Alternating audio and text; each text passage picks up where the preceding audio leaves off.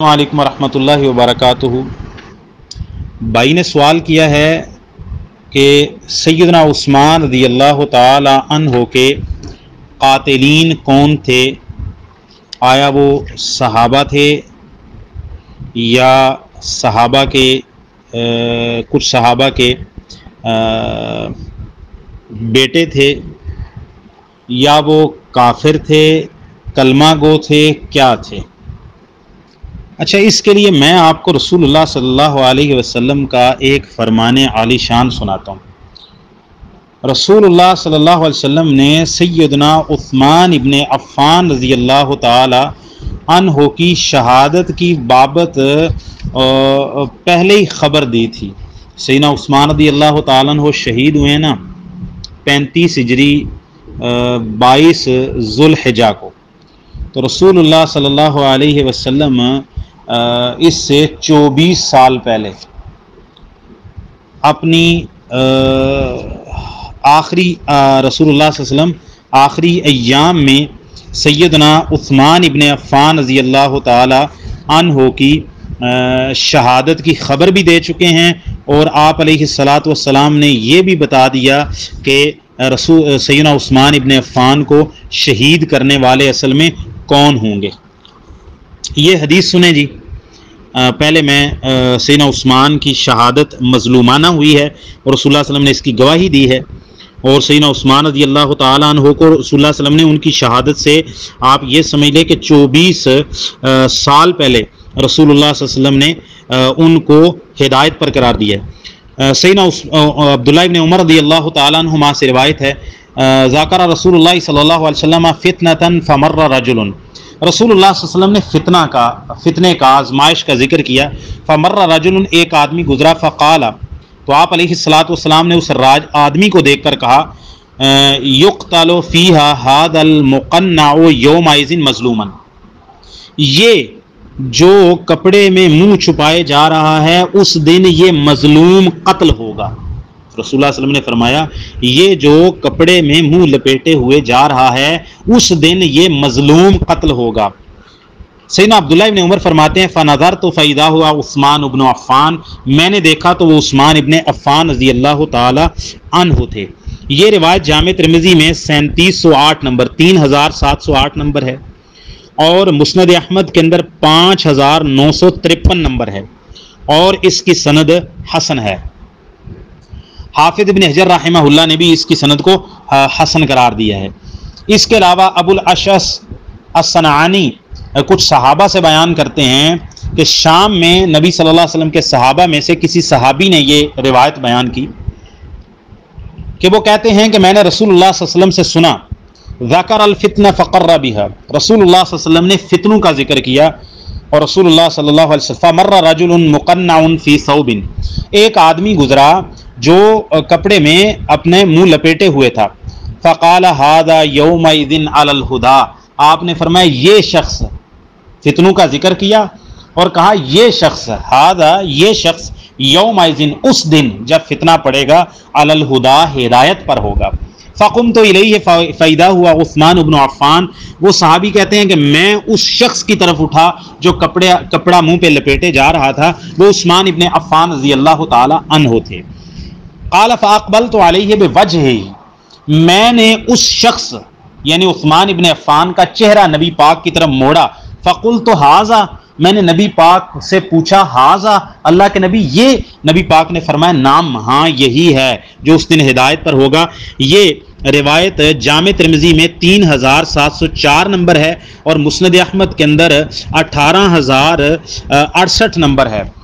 امام حاکم نے بھی اس کو صحیح قرار دیا ہے، یہ روایت صحیح ہے جامع ترمذی میں۔ اچھا، اب میں آپ کو عثمان رضی اللہ تعالیٰ عنہ کے قاتلوں کے بارے میں خبر دیتا ہوں جو رسول اللہ صلی اللہ علیہ وسلم نے پیش گوئی کی تھی کہ قاتل کون ہوں گے۔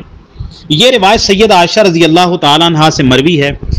یہ روایت جامع ترمذی کے اندر 3705 نمبر ہے، 3705 نمبر جامع ترمذی میں، مسند احمد کے اندر 24566 نمبر ہے، 24566 نمبر مسند احمد میں، جامع ترمذی میں 3705 نمبر 3705۔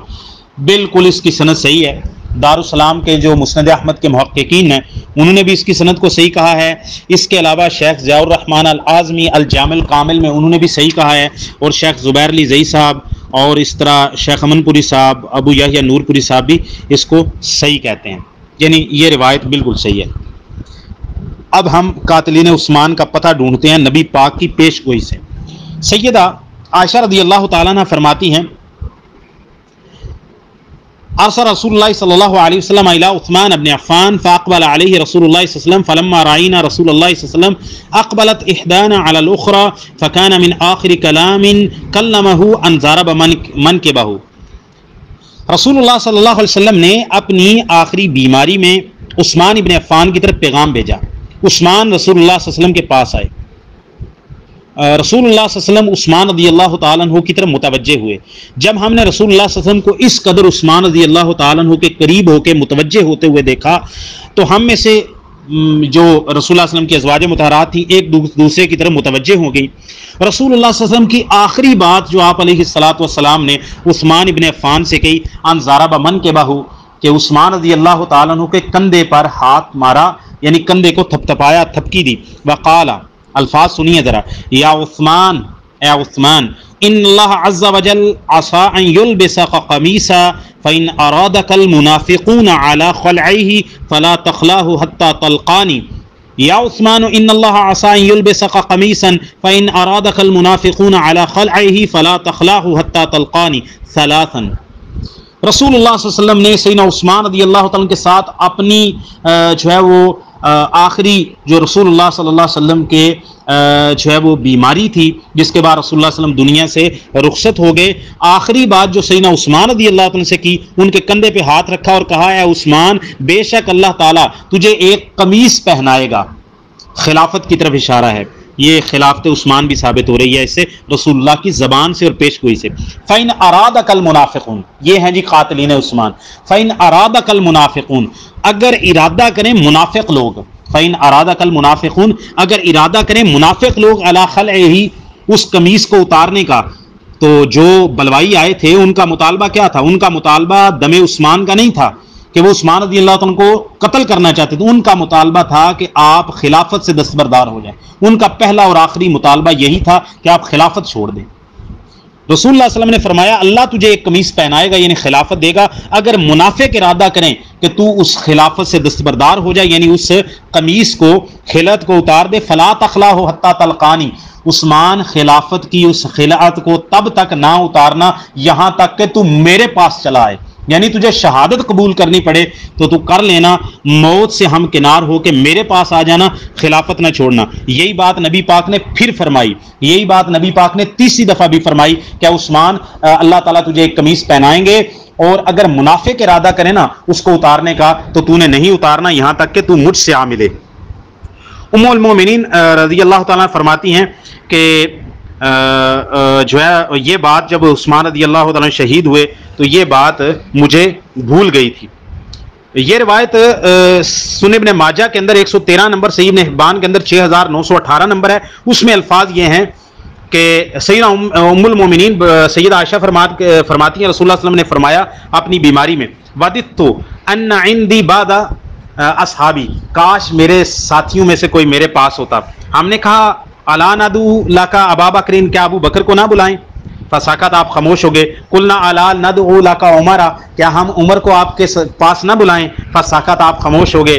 قلنا, ہم نے کہا الا ندعو لک عثمان, کیا ہم عثمان کو نہ بلائیں؟ قال نعم, آپ نے فرمایا ہاں. فخلا بہ, الفاظ سنیے, فجاء فخلا بہ, سیدنا عثمان آئے, نبی صلی اللہ علیہ وسلم نے سیدنا عثمان کے ساتھ علیحدگی اختیار کی, یعنی کمرے میں سے باقی لوگوں کو باہر جانے کا کہا, یعنی علیحدگی کے اندر رازداری کے ساتھ بات کی. فجعل النبی یکلمہ, نبی صلی اللہ علیہ وسلم عثمان سے بات کرتے جاتے تھے. ووجہ عثمان یتغیر, عثمان رضی اللہ عنہ کا چہرہ تبدیل ہوتا جاتا تھا کیونکہ اس میں رسول اللہ صلی اللہ علیہ وسلم ان کی شہادت کی خبر دے رہے تھے. یہ روایت بھی صحیح ہے. ابو سہلہ عثمان رضی اللہ تعالیٰ کی جو ہے وہ آزاد کردہ غلام ہے, یہ کہتا ہے عثمان رضی اللہ تعالیٰ عنہ کے جب گھر کا محاصرہ ہوا تو انہوں نے کہا ان رسول اللہ صلی اللہ علیہ وسلم عہد الی عہدا فانا صابر علیہ, نبی صلی اللہ علیہ وسلم نے مجھ سے ایک وعدہ لیا تھا, یہ وہی وعدہ تھا, وعدہ لیا تھا اور میں اس وعدے پر قائم رہوں گا، یعنی خلافت کو نہیں توڑوں گا، یہ چھوڑوں گا۔ یہ جامع ترمذی کے اندر 3711 نمبر ہے، مسند احمد کے اندر 4407 نمبر روایت ہے۔ ان دو آخری 3 روایات سے ثابت ہوا کہ سیدنا عثمان رضی اللہ عنہ کے خلاف لڑنے آنے والے رسول اللہ کی زبان سے پیش گوئی سے صحیح حدیث کے مطابق وہ منافق لوگ تھے، اور رسول اللہ صلی اللہ علیہ وسلم نے ان کو ہدایت کی خوشخبری دی تھی کہ عثمان اس دن ہدایت پر ہوں گے۔ عثمان کو کہا تھا صبر کرنا، خلافت نہیں چھوڑنا، تو وہ اس دن ہدایت پر تھے، اور سیدنا عثمان اور جو آنے والے تھے وہ گمراہی پر تھے، اور رسول اللہ صلی اللہ علیہ وسلم نے ان کو منافق کہا ہے۔ کوئی صحابی جو ہے وہ سیدنا عثمان رضی اللہ عنہ کے خلاف نہیں تھا، نہ ان کی شہادت میں نہ شورش میں شریک تھا، سارے صحابہ میں سے کوئی نہیں تھا۔ وہ بابا جالوی اسحاق جالوی اس نے یہ گپ بھی ماری ہے اور الزام لگایا ہے، کہتا ہے عثمان رضی اللہ تعالیٰ عنہ کو شہید کرنے والے تو عشرہ مبشرہ تھے، نعوذ باللہ من ذالک، نبی پاک صلی اللہ علیہ وسلم تو ان کو منافق قرار دے رہے ہیں۔ اللہ کی قسم کسی ایک صحابی کا سیدنا عثمان رضی اللہ عنہ کی شہادت کے ساتھ دور کا بھی تعلق نہیں تھا، دور کا بھی واسطہ نہیں تھا۔ اچھا، صحابہ کے لڑکوں میں سے کوئی تھا؟ ہاں، محمد ابن ابی بکر کے بارے میں کہا جاتا ہے کہ وہ آیا تھا، اس نے داڑھی پکڑی سیدنا عثمان رضی اللہ تعالیٰ کی، تو یہ روایات موجود ہیں تاریخ کی کتابوں میں، ان کی سندوں کے اندر بہرحال جو ہے وہ رد و قدح چلی رہتی ہے۔ لیکن وہ محمد بن ابی بکر جو تھا یہ کوئی اچھا آدمی نہیں تھا، یہ تو بڑا سیدہ عائشہ رضی اللہ تعالیٰ عنہ اپنے اس بھتیجے کو بد دعائیں دیا کرتی تھی، کیونکہ یہ بھی بہرحال اس سے اس بات ثابت ہوتی ہے کہ محمد بن ابو بکر ایک تو وہ صحابی نہیں تھا، محمد بن ابو بکر صحابی نہیں تھا۔ جب اس کی عمر تقریباً 2.25 مہینے تھی، رسول اللہ صلی اللہ علیہ وسلم اس وقت دنیا سے چلے گئے، صحابی نہیں تھا۔